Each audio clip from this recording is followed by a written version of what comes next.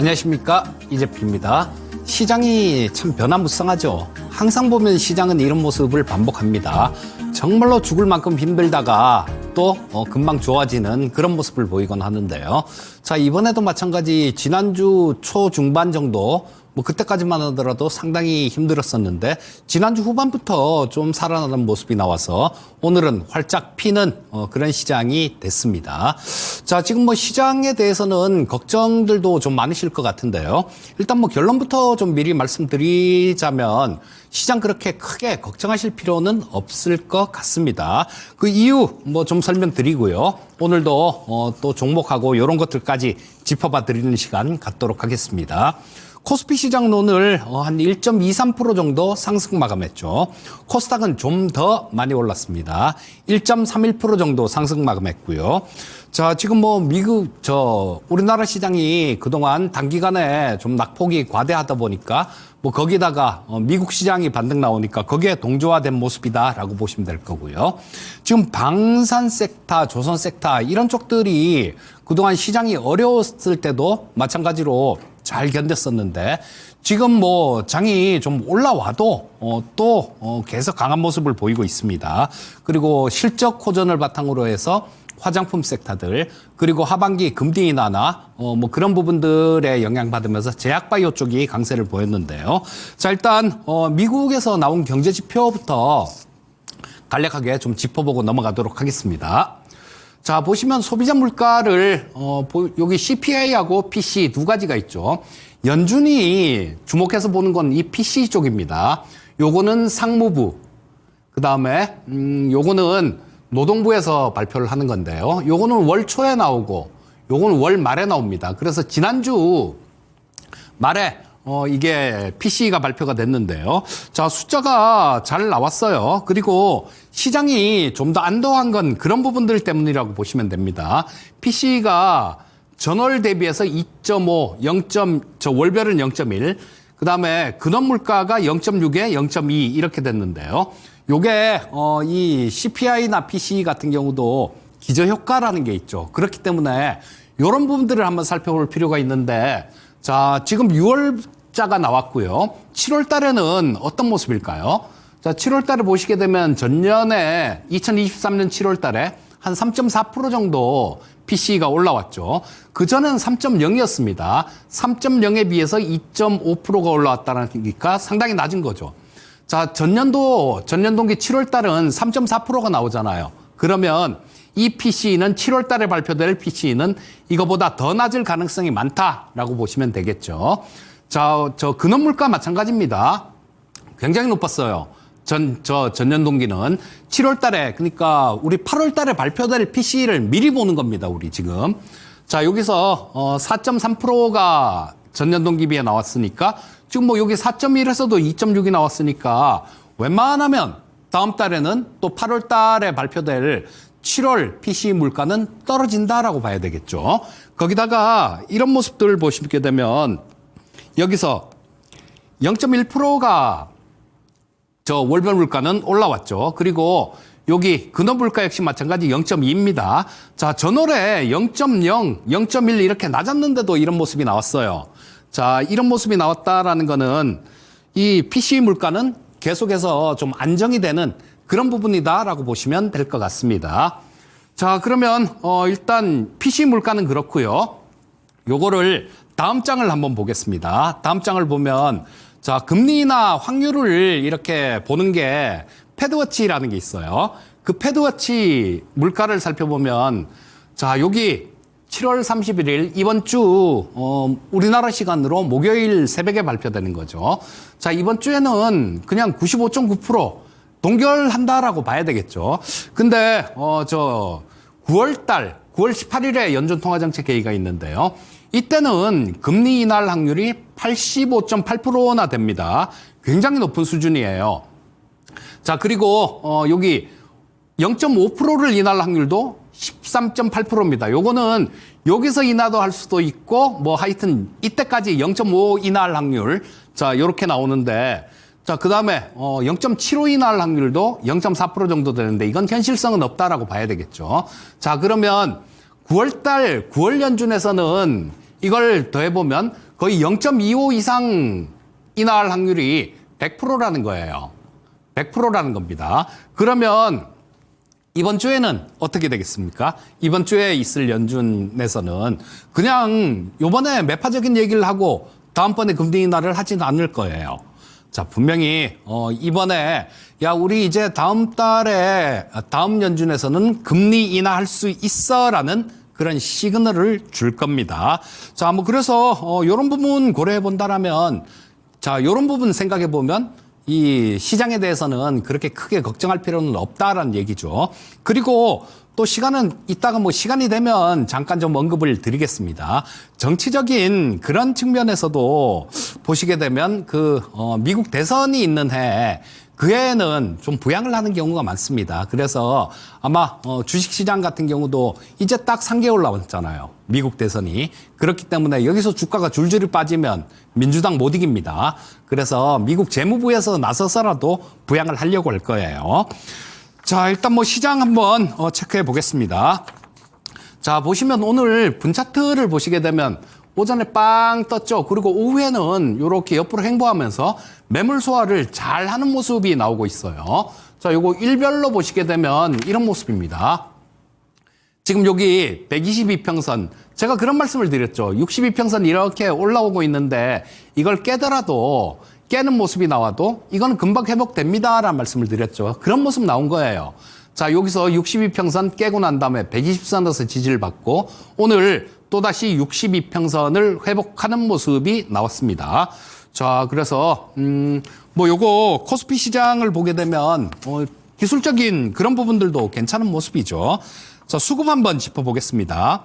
수급을 보시면 선물 시장에서 수급은 조금 좀 그랬어요. 하지만 현물부터 살펴볼게요.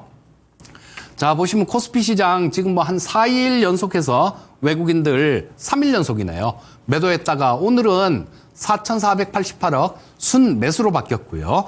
자, 근데 선물 시장에서는 매도로 바뀌었습니다. 자, 선물 시장 보시게 되면 오늘 3일 연속 매도예요. 자, 근데 그렇게 큰 걱정은 안 됩니다. 이때 제가 그런 말씀을 드렸을 거예요. 이 명인들의 복귀 시간에서. 외국인들이 지금 매수 포지션을 굉장히 많이 쌓았는데, 자, 요거는 더 이상 매수 포지션으로 쌓기는 어려울 겁니다. 이런 말씀을 드렸는데, 그러고 난 다음에 매도가 좀 나왔죠. 그러면서 시장이 좀 어려워졌었는데, 지금 보시게 되면 이쪽에서 매수한 거예요. 다 털었습니다. 거의 다 털었어요. 자, 여기서도 마찬가지 3일 정도 연속으로 매도하는 모습이었고요.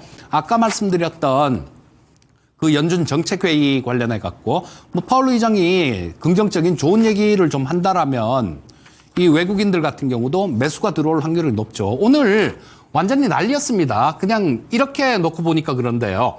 장 초반에 외국인들 1,500억 정도 매도 출발했어요. 그랬다가 한 10시 조금 넘어서 그때 보니까 7,700억을 매수를 했습니다.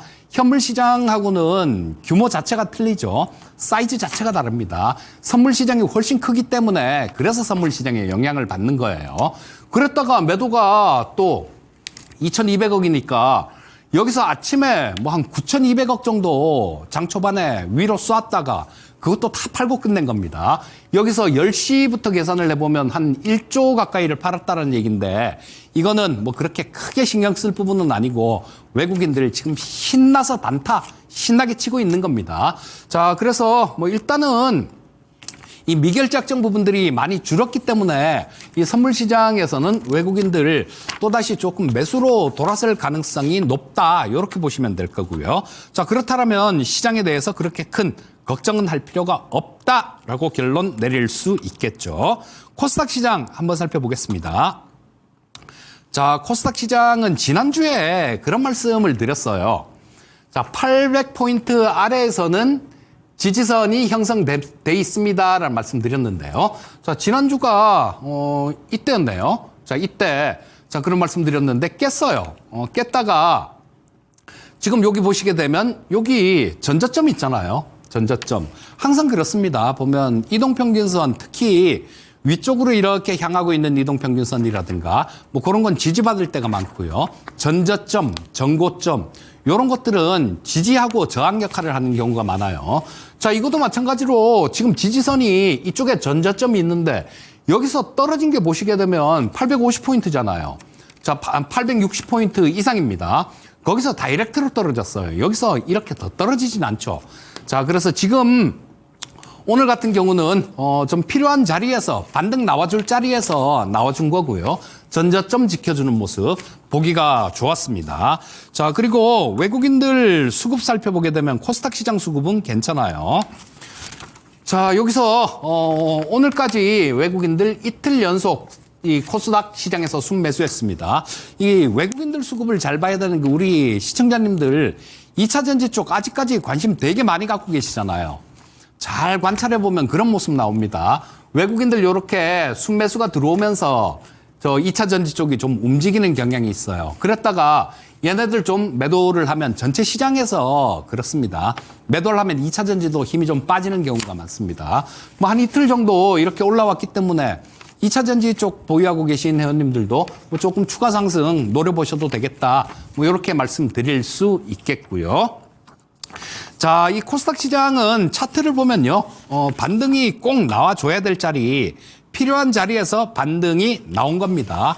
그러니까 이 코스닥 시장 같은 경우도 마찬가지로 지금 여기서 추가 상승 가능성을 좀 높게 보셔야 되는데 추가 상승은 한 이 정도까지는 올라올 수 있을 것 같아요. 거기가 한 825포인트 정도 되니까 뭐 위쪽으로 움직일 수 있는 그런 룸이 좀 되죠. 예, 좀 되니까 뭐 시장은 추가 반등에 무게를 두고 보시면 될 것 같습니다. 자, 섹터를 좀 살펴보도록 하겠습니다. 자, 지금 최근 들어서 가장 좋은 쪽은 제약바이오 섹터가 가장 좋죠. 지금 저 거인의 시선에서도 그렇고 명인들의 복귀에서도 그렇고요. 계속해서 제약바이오 방산 한 3주째 그렇게 말씀드린 것 같아요. 자, 지금 오늘도 마찬가지 제약바이오 쪽을 말씀 좀 드릴 텐데 제약바이오는 여러분들 하반기에 주도주 역할을 할 수 있는 그런 섹터다라고 보셔야 됩니다. 왜냐하면 지금 뭐 종목별로는 그거 돌파 전에 2021년도 이때 고점 돌파한 종목들도 있어요. 하지만 대부분의 종목들이 그때보다 뭐 반토막, 세토막 나 있는 종목도 있고요. 엄청나게 한 3년간 고생을 시켰습니다. 그래서 시기도 올라올 만한 시기가 됐고요. 아까 보여드렸었죠. 연준의 그 패드워치 금리 인하 확률 보여드렸었고 PC 좀 보면서 설명을 해드렸었죠. 자, 금리 인하의 수혜주는 제약바이오 쪽이 굉장히 좀 수혜를 받을 수 있는 그런 섹터입니다. 또 미국이 생물보안법 뭐 이런 것들 얘기를 하죠. 중국 쪽 배제시키는 겁니다. 이런 부분들은 아마 올해 연내 통과가 되지 않을까 싶은 생각이 들고요. 이거는 해리스가 되든 트럼프가 되든 상관없이 추진할 가능성이 되게 높습니다. 또 한 가지는 미국이 약가가 되게 비싸요. 자, 뭐 미국에서는 웬만큼 아파서 병원 못 간다 그러죠. 굉장히 비용이 많이 드는데 이 약가를 낮추기 위해서 과거에 트럼프도 그런 노력을 굉장히 했었어요. 야, 뭐 바이오 시밀러 그쪽 키워 막 이런 육성 정책들 약간 내려. 처음에 미국 기업들한테 약간 내려. 그러니까 말을 안 듣죠. 그러니까 이렇게 협박하고 그랬기 때문에 우리나라 제약바이오 쪽이 좋았습니다. 자, 처음에 말씀드릴 종목은 삼성바이오로직스인데요. 자, 이거 삼성바이오로직스 조금 되긴 했는데요. 70만 원에 추천을 드렸던 종목입니다. 야인시대에서 70만 원에 추천을 드려서 그때 당시에 추천드릴 때 1차 목표가를 80만 원을 드리고요. 80만 원 드리고 요거는 리뷰를 해드렸어요. 그리고 2차 목표가를 90만 원을 드렸습니다. 자, 90만 원을 드렸는데 시간은 좀 됐어요. 저 밑에 있을 때 70만 원이니까 자, 70만 원은 이때쯤이었나 하여튼 그래요. 근데 70만 원 딱 걸렸을 때니까 뭐 이때 아니면 이때겠네요. 이때 아니면 이때일 것 같은데 자, 요거는 지금 그때 추천드릴 때 당시에도 그런 말씀을 드렸습니다. 지금 뭐 이번 주에 지난주 후반에 2차 목표가까지 뚫어버렸는데요. 요걸 말씀드릴 때 우리나라에서 지금 현재 황제주가 없는데 황제주가 탄생할 것 같습니다. 그게 삼성바이오로직스가 될 것 같습니다라는 말씀을 드렸어요. 자, 얼마 남지 않았죠. 우리 황제주라 그러죠. 100만 원 넘는 주식을 황제주다 이렇게 얘기하는데 즉위식이 얼마 그렇게 많이 남지 않은 것 같습니다. 자, 요거는 그냥 숫자만 딱 봐도 그래요. 실적만 딱 봐도 그냥 들고 가면 되겠다 이런 생각 듭니다. 자, 여기 자, 작년보다 올해가 훨씬 좋죠. 그리고 2분기 실적 같은 경우도 마찬가지 4,300억 정도 나와서 전년 동기보다 굉장히 많이 나왔습니다.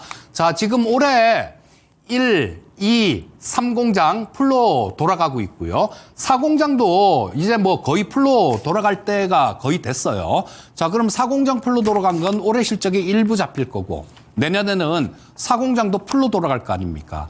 그렇게 되면 내년도 실적은 이거보다 더 나온다는 얘기예요. 또 이 미국에서 좀 CMO 쪽, 제품 만드는 거 위탁 생산하는 부분들이요. 중국 쪽에다 좀 주는데 생물보안법이 통과되게 되면 그거 못하죠. 자, 그렇게 되면 삼성바이오로직스 같은 종목은 굉장히 큰 수혜를 받을 수 있고요. 자, 지금 압도적인 지금 4공장까지 하면 60만 4천 리터 생산 능력이 그 정도가 되기 때문에 압도적인 세계 1위입니다. 그리고 향후에는 규모는 더 커질 거예요. 자, 그래서 이 삼성바이오로직스 같은 경우는 이거 오늘 저녁에 또 리뷰를 해 드려야 되겠네요. 자, 그때 90만 원을 드렸는데 돌파가 됐으니까. 자, 요거 지금은 95만 원 정도 오늘 고가 찍었는데요. 이거보다 시간이 지나면 훨씬 더 간다라고 봅니다.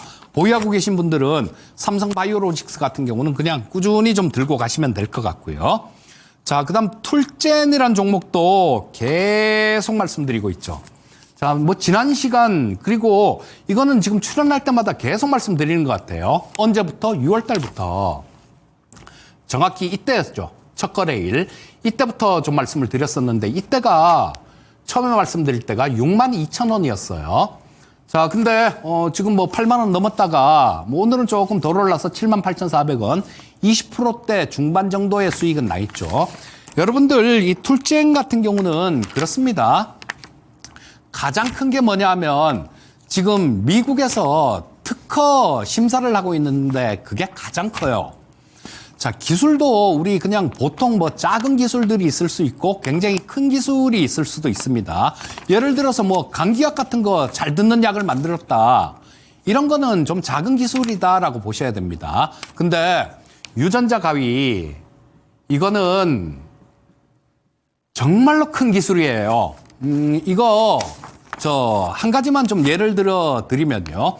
우리 지금 비만 치료제, 그다음에 탈모 이런 것들 탈모약 개발하면 노벨상을 받을 거다라고 얘기를 하죠. 근데 우리가 2000년도부터 2000년 그때부터 인간 게놈 프로젝트가 시작됐죠. 그래서 지금 인간의 이 유전자 염기 서열을 거의 다 분석을 했습니다. 거의 분석이 돼 있는 상태예요. 자, 근데 딱 4개로 구분되죠. 인간의 유전자는 A, T, G, C, 아데닌, 티민, 구아닌, 사이토신 이렇게 4개로 구분이 됩니다.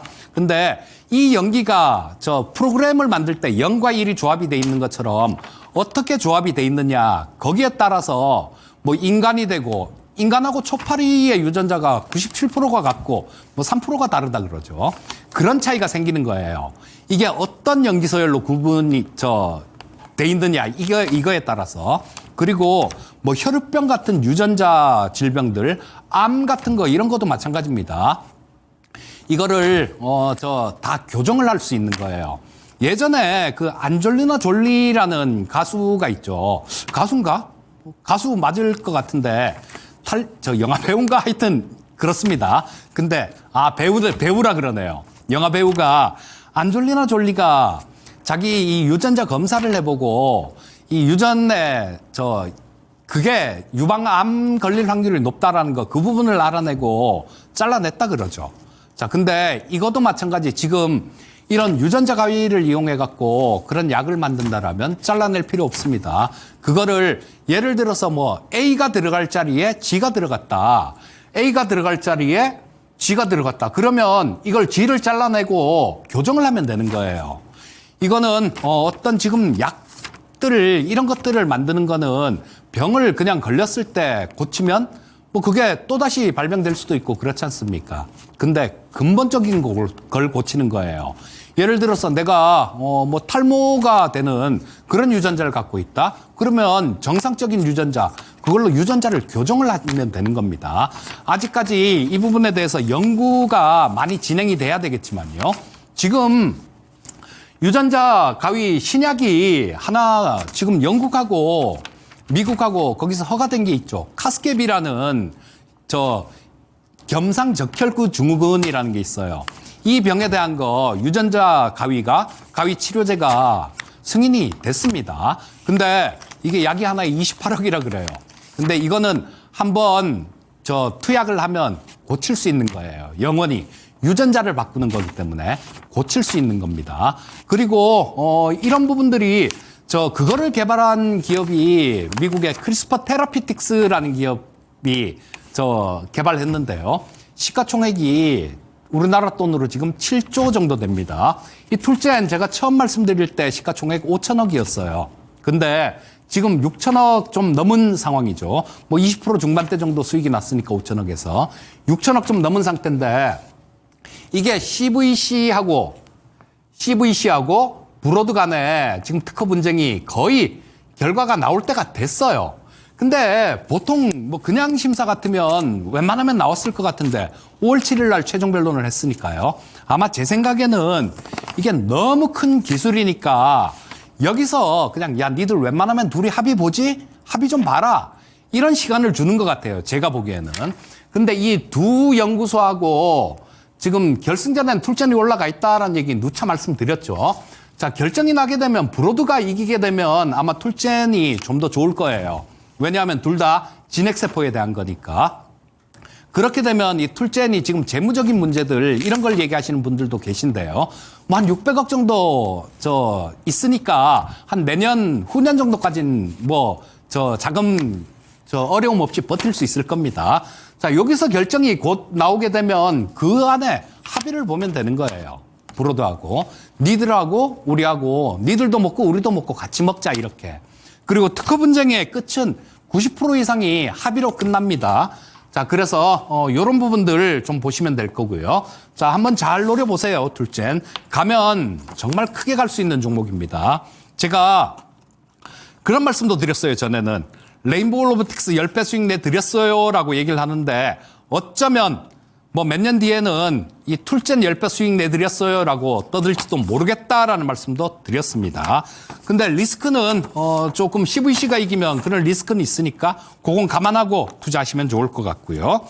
자, 그다음 방산 쪽 한번 보겠습니다. 지금 LIG 넥스원인데요. 참 많이 말씀드렸던 종목이에요. 그리고 여기서 우리는 저 밑에서 샀던 거 원금 매수했습니다라는 말씀드렸는데 오늘 그게 있죠. 오늘 고스트 로보틱스 인수 관련해 갖고 뭐 지분 60%를 인수했다라는 그런 뉴스가 있었습니다. 요거는 미국 고스트 로보틱스는 사족 보행 로봇 플랫폼 기업인데 요거는 미국 국방부에 납품이 되고 있어요. 그렇게 되면 미국 국방부로 또 지금 얼마 전에 비공 실사격을 해서 요것도 아마 올해 좀 있으면 미국에 도장을 찍지 않을까, 수출하는 계약 체결을 하지 않을까 싶은 생각이 들고요. 자, 그래서 이 LIG 넥스원 같은 경우도 그냥 나머지는 들고 있으니까요. 뭐 계속해서 꾸준히 좀 보시면 좋은 종목이다라고 볼 수 있을 거고요. 한 종목 더 볼까요? 한국항공우주 보겠습니다. 제가 이쪽 방산 쪽을 말씀드릴 때도 꼭 그렇게 말씀드리죠. 많이 올라와서 좀 부담스러우시면 이 종목 이렇게 말씀드리는데 이 한국항공우주도 마찬가지 이 시간을 통해서도 말씀드렸고요. 야인시대에서도 추천드렸고 그다음 거인들의 시선에서도 몇 번 말씀드렸습니다. 이 구간에서 말씀을 드렸는데 지금 오늘 실적이 굉장히 잘 나왔어요. 보통 예상치가 한 520억 정도 2분기 영업이익 흑자 날 것이다 요 정도였었는데 740억이 났습니다. 자, 요거 한국항공우주 같은 경우는 지금 오늘 좀 올라와서 조금 그렇긴 한데요. 자, 요런 것들 한번 차분하게 잘 노려보시면 좋을 것 같아요. 그리고 하반기에는 그런 부분들이 나올 수 있어요.